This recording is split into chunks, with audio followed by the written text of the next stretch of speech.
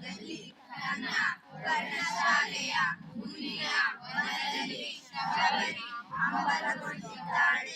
ಶಮನೆಯಂತೆ ಧೂಪ ವೃದ್ಧೆ ಚೀರ ಕೃಷ್ಣಾಂಜಿನಾಂಬರೆ ನೋಡುವುದಕ್ಕೆ ಬುದ್ಧಿಹೀನಳಂತೆ ಕಾಣುತ್ತಾಳೆ.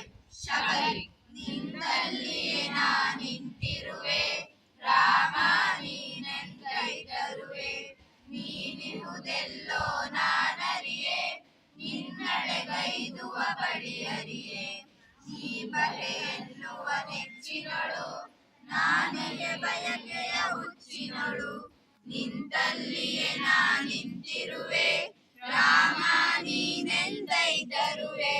ಶಬರಿ ವನದೊಳಕ್ಕೆ ಹೋಗುವಳು. ರಾಮ ಲಕ್ಷ್ಮಣರು ಪ್ರವೇಶಿಸುತ್ತಾರೆ.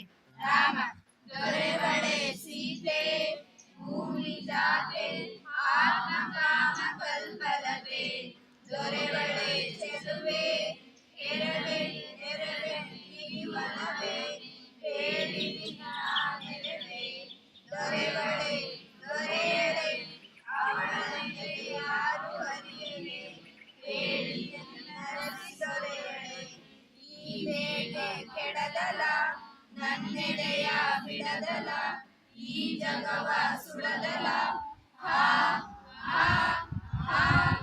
ಲಕ್ಷ್ಮಣ ತಾಳಿಕೋ ಅಣ್ಣ ತಾಳಿಕೋ, ಸೂರ್ಯನೇ ತೇಜ ಕೆಡೆ ಯಾರು, ರಾಮನೇ ಧೈರ್ಯ ಕೆಡೆ ಸ್ಥೈರ್ಯ ಕೆಡೆ ಯಾರು.